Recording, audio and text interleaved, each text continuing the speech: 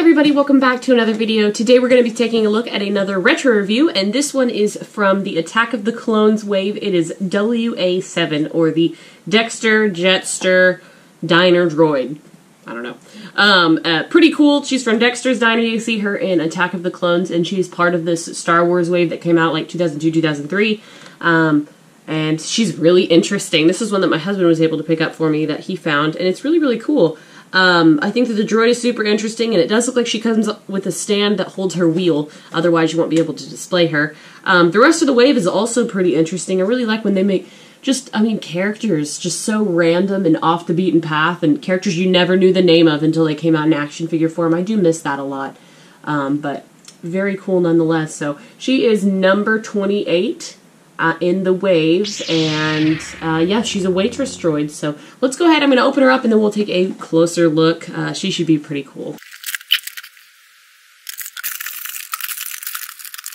Alright, so there's our diner droid. She feels pretty cool in hand, but before we go into her with more detail, I do want to show you the accessories. As I mentioned, she comes with this very interesting, maybe this is like the diner floor stand, which is neat, and it looks like it holds her wheel between this section, and then it's got some nice little engraving with some painted detail on the bottom, and then this little bumper to be part of the wall going up. I do like it. It looks quite cool. And then she also comes with this serving tray, which is not the cleanest application of a serving tray I've ever seen, but it's actually pretty neat. She's got 2 cups there and the whole tray to hold.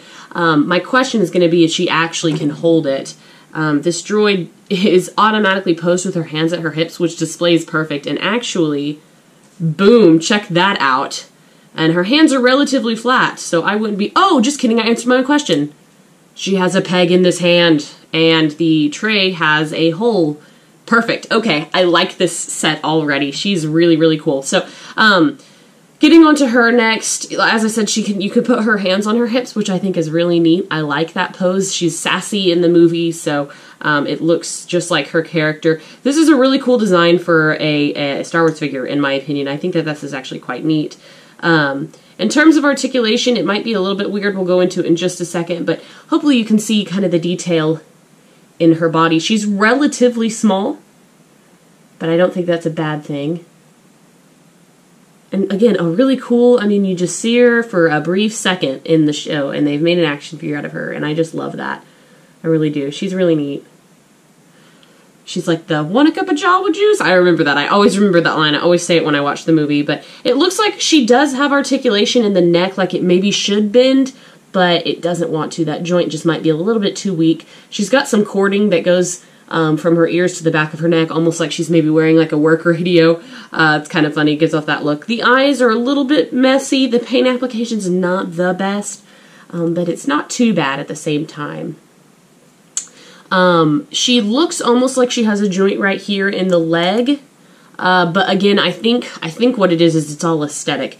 I think this droid has these joints in universe, and the action figure, they just didn't actually make the joint. So it's sculpted, it's just not reality, which would make sense. This Waitress would need to be able to bend over. And then, of course, she does have a wheel, and it spins, which is cool, and it almost looks like, yeah, you can actually take it out.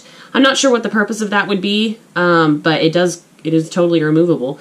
Maybe that's how they had to make it be able to roll, so just like a little rollerblade skate. It's kind of funny. But overall, I think she looks really good. Let's try her on her stand real quick. Aha, perfect. So she fits on really nicely. A little crooked. She's gone a little askew. But the back part of her wheel cover actually is what kind of clips her into place. That's what holds her on the stand. So I like that. That's a good design. I'm so glad they thought of that. It's annoying when you get an action figure and they come and they can't stand up. So it's really nice that they did include a stand, because this figure would be impossible to stand otherwise. So the only really working articulation she has is in her arms. She's got movable elbows, or shoulders rather, and then her elbows don't pivot at all. So she's rather limited, but this is such a background character, you don't need her to be in 10,000 poses. So I think that's just fine, personally. And then putting the tray in her hand, that is precious. She looks really good. I like that a lot. And then let's just kind of see if we can set her in the stand here. And there we go. She's really cool. I like her a lot. She's very dynamic. If you're able to pick her up, I'd recommend it, because I have Dexter as well, so I think that they'll go great and displayed together. She looks great on the stand. She really does. It's very cute. So anyways, guys, let me know what you think about this in the comments below. And as always, thank you so much for taking the time to watch. And until next time, I will see you guys later.